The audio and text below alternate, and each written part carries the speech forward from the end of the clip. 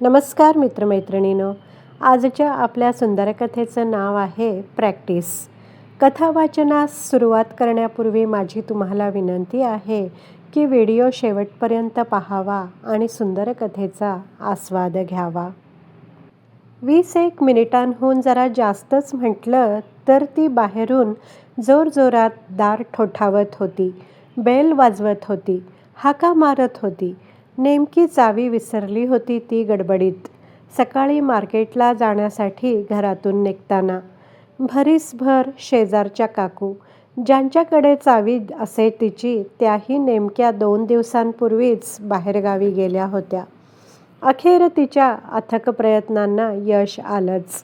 जेव्हा तिच्या 14 वर्षाच्या लेकाने डोळे चोळत चोळत दरवाजा उघडला, ती आत आली.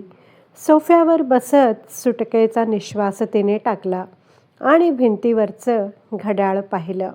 1:30 वाजल्यापासून दरवाजा बडवतेय मी. 2 वाजायला आलेत.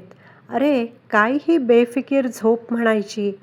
मध्यरात्री अगदी आचके देत जरी मी गेले तरी तुला जाग येणं कठीणच आहे. डायरेक्ट सकाळीच कळेल तुला मी खपल्याचं. हे लेकाला ऐकवून त्याच्याकडून काहीही ऐकून न घेता ती धुसफुसतच आत निघून गेली तिच्या कामांना. बरीच तयारी करायची होती तिला. साफसफाई करायची होती. सासरे गेल्यावर एकट्या राहिलेल्या तिच्या शिस्तप्रिय सासूबाई राहायला येणार होत्या त्यांच्याकडे पुढल्या आठवड्यात. या सगळ्यांनीच खूप आग्रह केला होता म्हणून कशाबशा तयार झाल्या होत्या त्या यायला, अगदी काही दिवसांकरता का होईना. त्याच रात्री तिची झोप अचानकच चाळवली आणि तिने खोलीत बघितलं. नवरा झोपला होता बाजूला शांतपणे, पण तिचा लेक काही दिसला नाही तिला खाली त्याच्या गादीवर. तिला आश्चर्यच वाटलं. ती उठली पलंगावरून. टॉयलेटमध्ये कानोसा घेत, किचनमध्ये डोकावत ती हॉलमध्ये आली. तिचा लेक जमिनीवर मांडी घालून बसला होता, सोफ्यावर दुमडलेल्या हातांवर डोकं टेकून. तिला कळेच ना पटकन काही. सोफ्यावर येऊन बसली ती हळूच. लागलीच उठला लेक, आईची चाहूल लागून. तिने लेकाच्या केसांवरून हात फिरवत, जांभई देता देता मान उडवत विचारलं त्याला, काय झालं?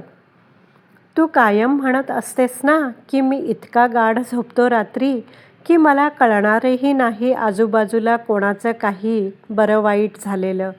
म्हणूनच गेल्या 3-4 रात्री मी येऊन बसतोय येथे. बसल्या बसल्याच झोपतोय. जरा खुट्ट झालं की जाग येते मग. आत्ता नाही का तू सोफ्यावर बसल्या बसल्या जाग आली मला.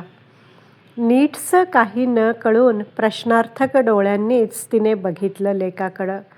तेव्हा तो बोलला पुढं, पुढच्या आठवड्यात आजी येते राहायला आपल्याकडं.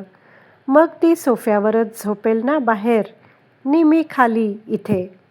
म्हणून जरा सवय करून घेतोय. आजी खूप थकली आहे आता.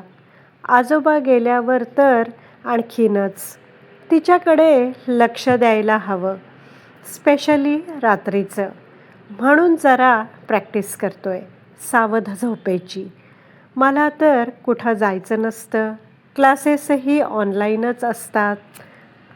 नंतर करायचा म्हटला तर अगदी मस्त आराम करता येतो. तुम्हा दोघांचं तसं नाही आहे. तुझं वर्क फ्रॉम होम असतं, त्यातून दिवसभर घरची कामंही. आणि बाबाला तर ऑफिसलाच जावं लागतंय. त्यामुळं तुमची दोघांची मिनिमम झोप तरी व्हायलाच हवी. So don't worry, I will take very good care of her. तू जा, पड आत जाऊन. तसंही 2च वाजायला आलेत आत्ताशी.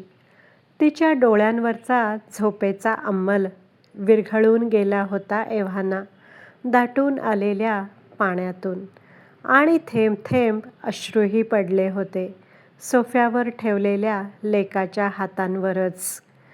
दुपारी अर्धा तास दरवाजा ठोठावूनही लेकाला जाग न येण्याचं एक्झॅक्ट कारण त्या आईला एक्झॅक्टली 12 तासांनी कळलं होतं.